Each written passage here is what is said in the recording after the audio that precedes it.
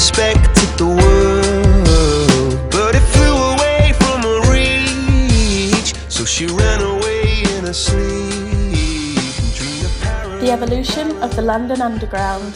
We will explore the strengths and weaknesses of the Underground from 1863 to modern day times, discussing economics, politics and marketing. Join us on our journey. 1863. On the 10th of January, the Metropolitan Railway opens the world's first underground railway. 1880. The first tube tunnel opens. 1884. The Circle Line is completed. 1904. District and Circle lines become electrified. 1908. The name Underground makes its first appearance in stations. 1933. Harry Beck presents the first diagram of the Underground map. 1969. The Queen opens the Victoria Line. Deep under London, a new section of the Victoria Line rumbled into service. For the Queen, who opened stage 3 of the line, it was only the second trip of her life in the tube. But the very automated facilities of what is now the most technically advanced underground services in the world are a far cry from those of 30 years ago when she made her other tube journey.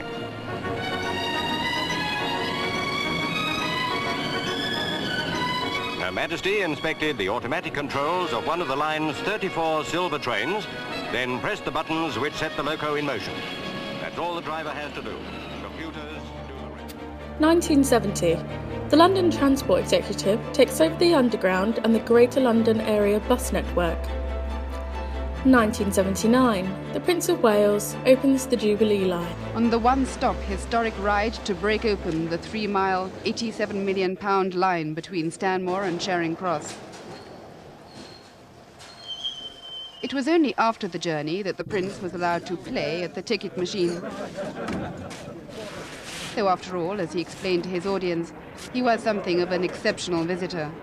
Never thought, I must say, that I would end up addressing a captive audience in one of the underground stations. However, I'm delighted. You are captive because they've shut the gates here.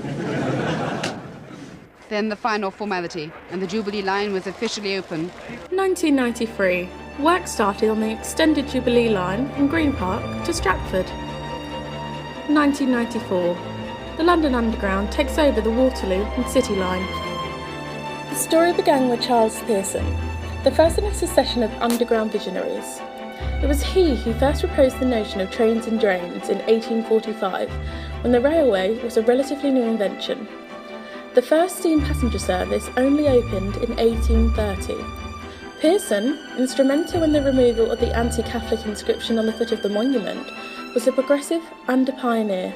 His persistence helped persuade the House of Commons to approve a bill in 1853 to build a subterranean railway between Paddington and Farringdon. Construction on the Metropolitan Railway system, which came to be known as the London Underground, began in the Victorian era in response to increasing traffic congestion. The city's growing population made travelling in London very difficult, and it was thought that an underground railway would solve many congestion problems. The system expanded rapidly and included 12 separate lines by 2006. When was the idea of the Underground started? As we know, the first London Underground station was in 1863 and it was the Metropolitan line. It all started at Paddington Station, formerly known as Bishop's Road, and travelled to Farringdon. With a grand total distance of 3.8 miles, this journey was small, but was to have a monumental impact on the future of our city. Apart from relieving London of its huge congestion problems, another reason to have the Underground was to benefit the lowest paid workers. The workers were entitled to use a special cheap pre-6 a.m. train. Social journalist Henry Mayhew interviewed some such passengers in 1865, first explaining that this subterranean method of locomotion has always struck us as being the most thoroughly Cockney element of all within the wide range of cocaine. The labourers he spoke to all voiced their enthusiasm for a service that allowed poor Londoners to live further out, sparing them a 6-mile walk to work and allowing their families to live in 2 rooms rather than 1. What many of us realise is we use this historical structure every day. how impossibly brilliant the engineering had to be to defy a generation of doubters. Its engineering remains something Londoners long should treasure as remarkable, grounding, and empathetically ours. It is one of the true wonders of the Western world. In the early 1950s, Charles Pearson, a solicitor to the City of London, saw the need for a solution to the congestion in London. He put together a grand plan and submitted it to Parliament. It was initially rejected, but with some concessions and the backing of entrepreneurs, it was eventually accepted. In 1907, the Underground Electric Railways Company was going through a period of financial difficulty and its own existence was threatened. The company decided to recruit Albert Henry Stanley as the role of managing director, a British American who had grown up in America and made a name for himself working on the Detroit Street Railway Company. Stanley was reluctant to return to the United Kingdom to take up his new position, but after just 1 year, he had transformed the fortune of the company by quickly integrating the management and using advertising and public relations to improve profits. He is credited with forward thinking and pushed hard for the new legislation to control the transport system in London. In turn, he linked the independent railway system into one body called the London Underground. Throughout its 150-year history, the London Underground has been at the forefront of innovation. And with 270 stations, serving 11 lines and 250 miles of track, the tube has undergone a revolution since 1863.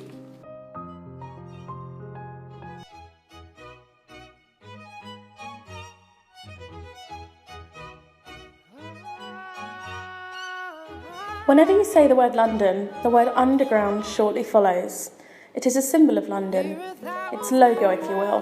The underground is a tourist attraction with 270 stations to wander around. What more could you want as a tourist? It's never ending. London has so much to offer.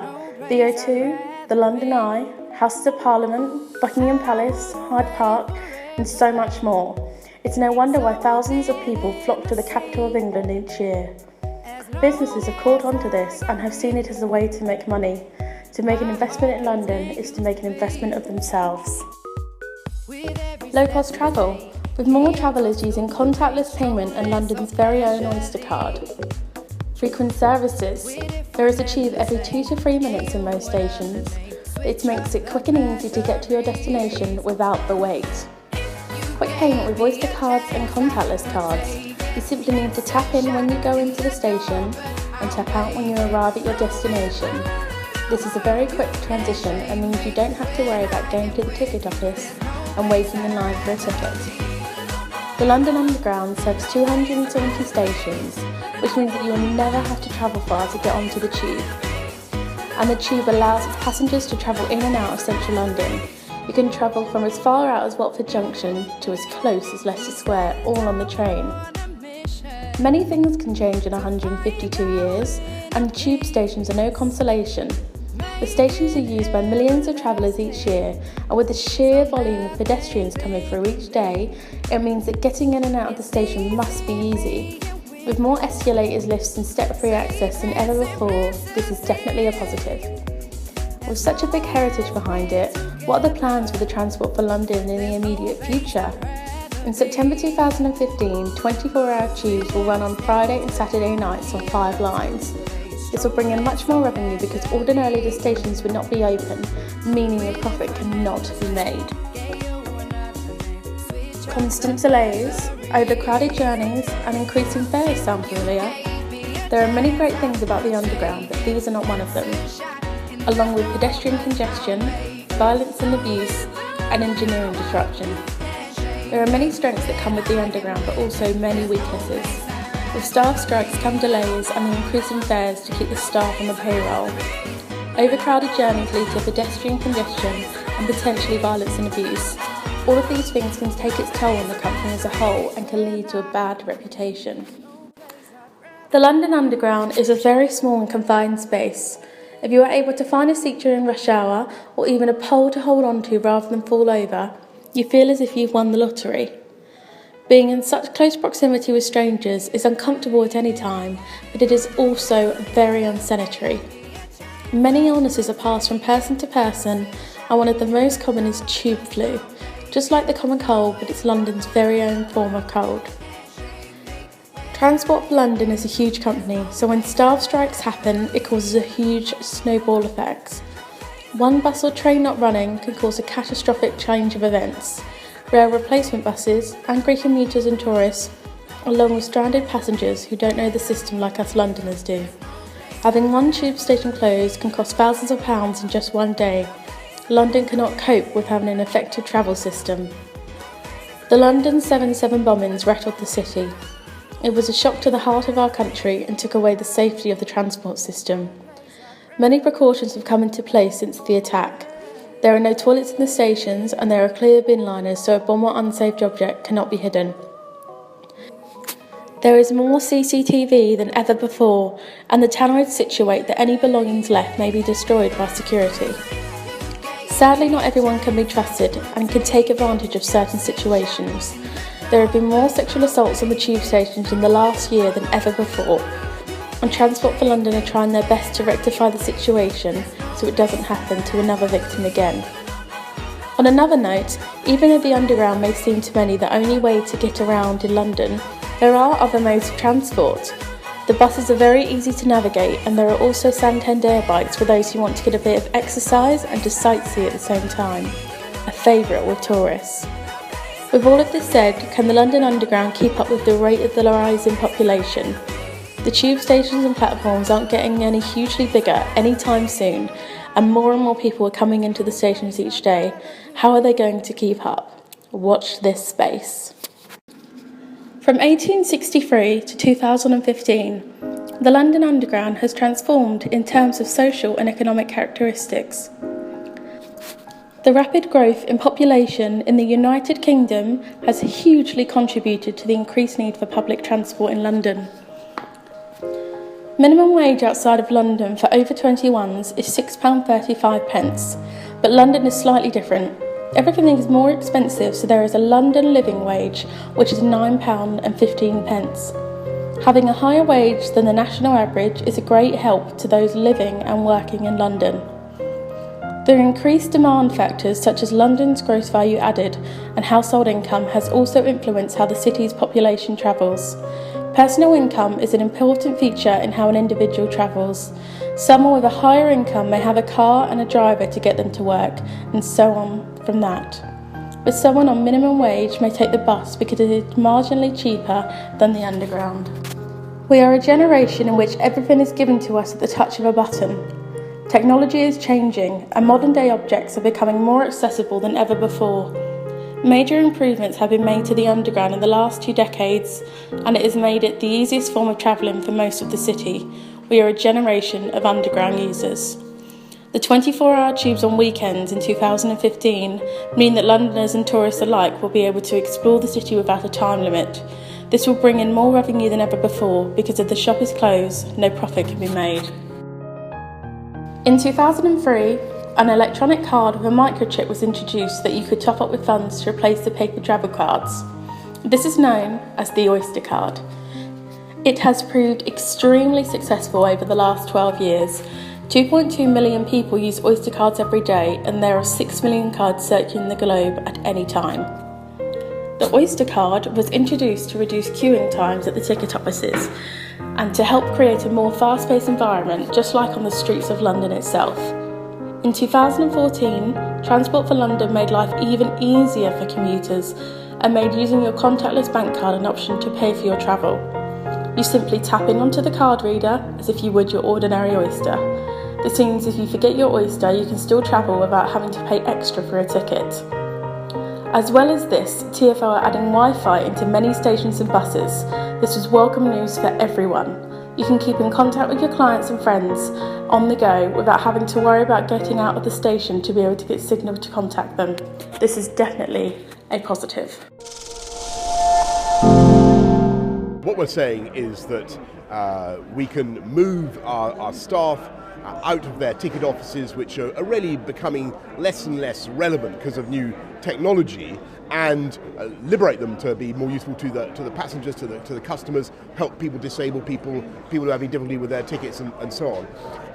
But also because of continuing investment in our track and our signalling, which we've fought for over many years, we're now able to do what I was told 5 years ago was impossible, which is run a 24-hour tube.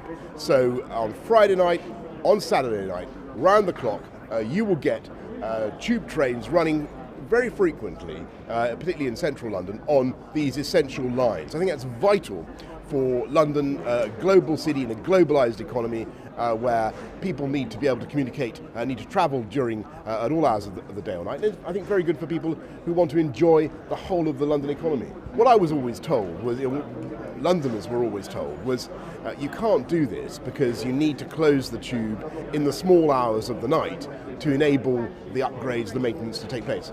And now we've done a lot of that. If you look at what we've done on the Jubilee line, it's been totally transformed.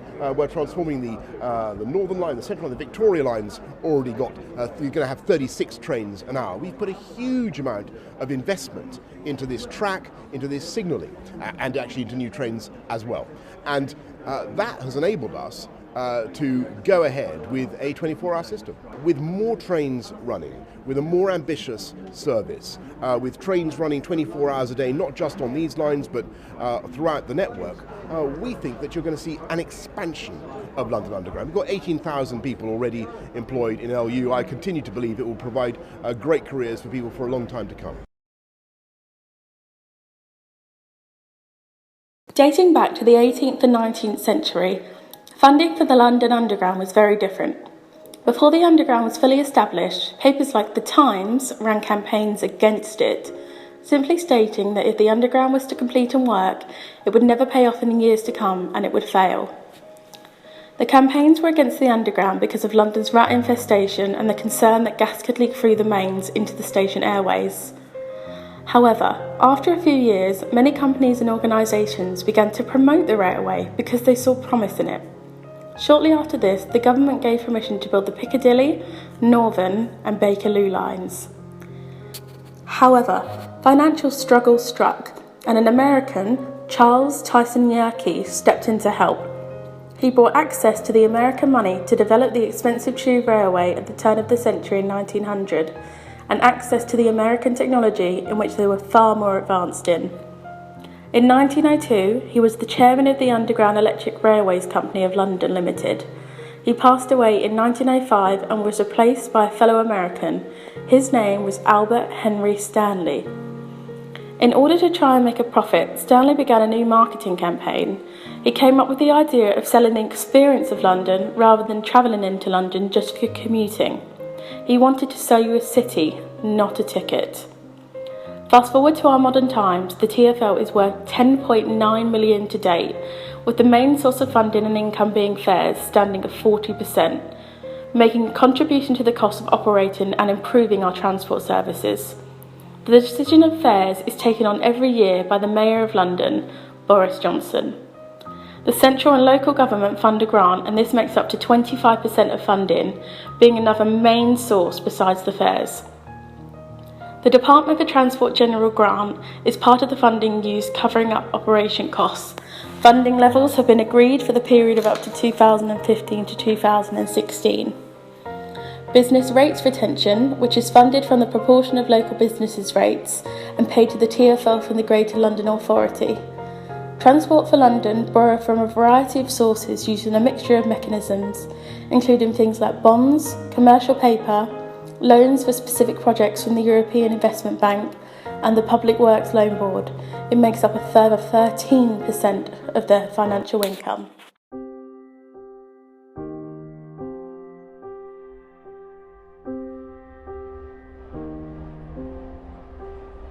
Across the Underground, trains, stations and track are being modernised. But with London's population growing rapidly, we need to do even more. In the upcoming decade, we will introduce the new Tube for London, which will mean faster, more frequent and more reliable journeys on the Piccadilly, Central, Bakerloo and Waterloo and City lines.